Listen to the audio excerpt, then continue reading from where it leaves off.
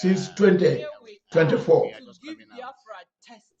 I have been busy engaged in international courts, namely International Court of Justice and the International Criminal Court, and the European Court of Justice and the European Human Rights Court in Strasbourg, Luxembourg, The Hague, where I have voluntarily doing pro bono work in defense of people, the voiceless, those who feel, who have been marginalized, those whose rights have been trampled upon. All right, so we are now living here.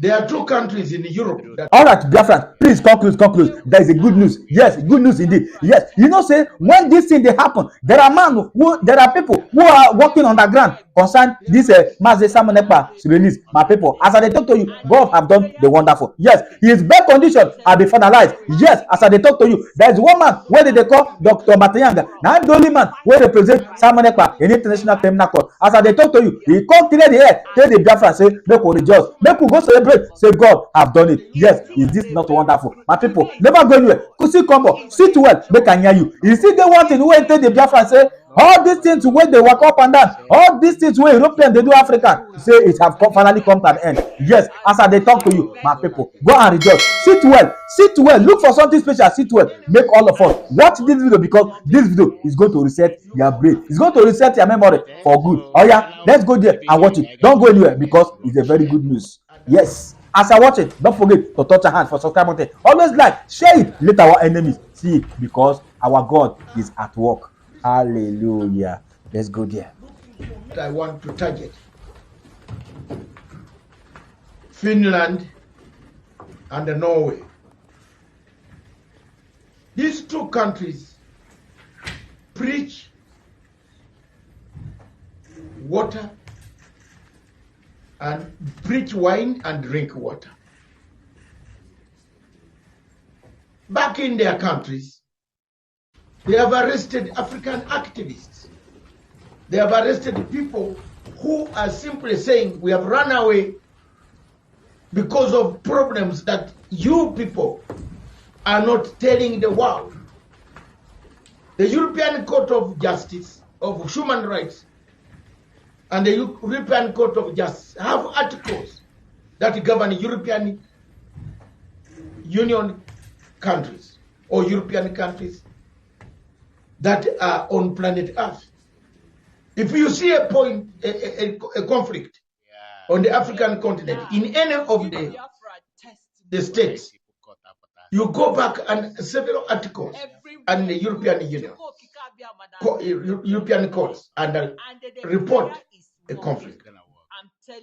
Finland and Norway are crisscrossing Africa, looking for minerals, looking for oil, gas, lucrative contracts at the expense of human rights. They are busy criticizing governments left and right in Africa. But they have a problem. Back in their countries, they are Africans they have detained. They are Africans who have been put on trial for only saying, hey, we have a problem. They are working out day and night deals of non-refoulement. The act which universal international law prohibits refoulement as one of the acts that should not be allowed anywhere in a country that has signed the Geneva Convention, a country that has signed universal international law mechanisms, and a UN country that believes in the human rights. Norway, Finland are busy masquerading on the continent of Africa as saviors of people. The Norwegian Red Cross, for example, knows that in Cameroon there are children that have been killed, maimed, women who have been killed by the Cameroonian army. Each day, as we speak, from 2016, Norwegian Refugee Council has been drawing out government money from from Norway, Oslo, to pump into projects in a state which has never been reported anywhere under the European law. Human rights are trampled on. Southern Cameroonians are abducted, kidnapped at night from Abuja in a hotel. Refoulement takes place. Norway does not speak about it. A member of the United Nations, a member of the European Union, Human Rights Universal Act, which is very clear that they must report. The Norwegian Red Cross, therefore, what credibility do you have to criticize countries in Africa? What credibility when you can lock up people who are simply saying, hey, show us what we have? What do you have? Do you have an agreement that took over Southern Cameroon? You don't have. Another country, Finland, one of the most obnoxious states that preaches wine and drinks water, or preaches water and drinks wine, with the Nigerian rogue system of Buhari and now Tinubu. The situation in Nigeria is as bad as we can call it. It's the worst. It has gone out of hand. Every day you wake up in the morning, 200 people kidnapped, 5 killed, 200 killed, Christians murdered, herdsmen with guns, everybody killing, coming from the north to kill. The worst part is that United Nations Security Council has an assistant secretary general, a lady by name Dr. Mohammed Amina, who comes from the same region, the same country. She has never even put up a word to the United Nations Security Council about the human rights abuses in Nigeria. The 5 permanent members and several European countries are doing business with Nigeria. They have never sanctioned Nigeria. I've not seen any document sanctioning Nigeria signed by so many of these countries. We've seen murder, defilement, rape, abduction, kidnap, banditry, killing Christians for the sake of a religion, herdsmen armed by the government, the army in Nigeria killing people. No European country has ever written a statement publicly to condemn the atrocities that are taking place in Nigeria. Our time has come now for us to stand up. How do we stand up? How do we walk? How do we protest? To stand up, to stand against the injustices of these European colonizers. They colonized, they took up resources. They have come back for more resources. Finland looks for resources. President picks a plane and walks around Africa from one African country to another looking for resources, looking for where he can milk without looking at the human rights abuses in Nigeria. What was happening in Nigeria, where he has gone to get lucrative contracts of gas and oil contracts, infrastructure, so on and so forth. These same countries with a democracy of 500 years or so allow Nigeria to go into Finland to try to bribe its way, to kidnap people, refoulement, which has been refused by international law.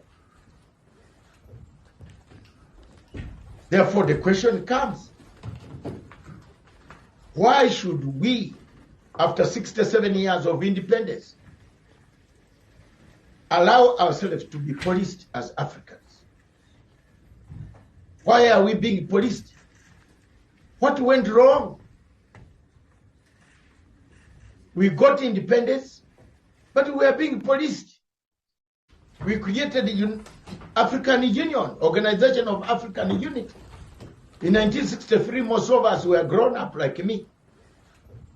We saw it function, liberate many organizations, many countries across the continent of Africa, especially in Southern Africa, where neocolonialism, hegemony had taken root. What has happened to the African Union? It has also been captured by France.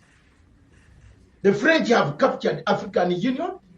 The French have captured International Criminal Court. The French have captured International Court of Justice. All these courts are in the hands of the French.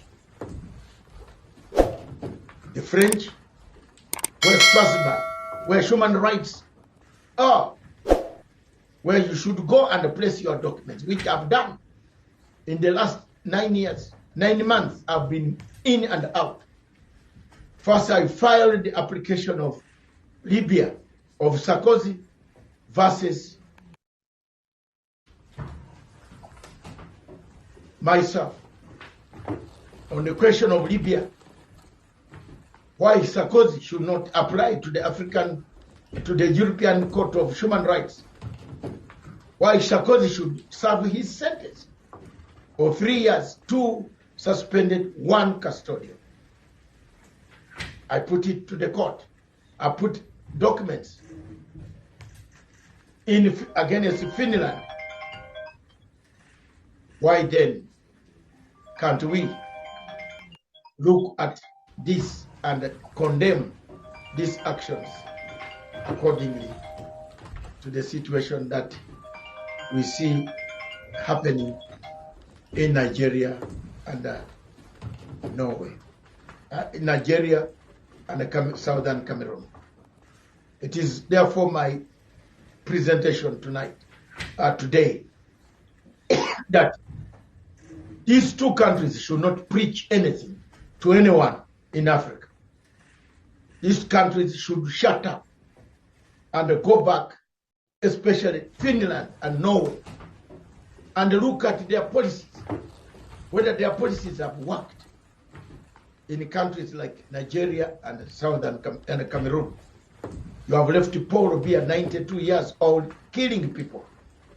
You have left Tinubu, 80 years, slaughtering people and the army of Nigeria killing people. You are busy lecturing people across Africa. Isn't it time for Africa to stand up and say enough is enough? Thank you for listening. That is all from me for today. I'll bring it another topic shortly.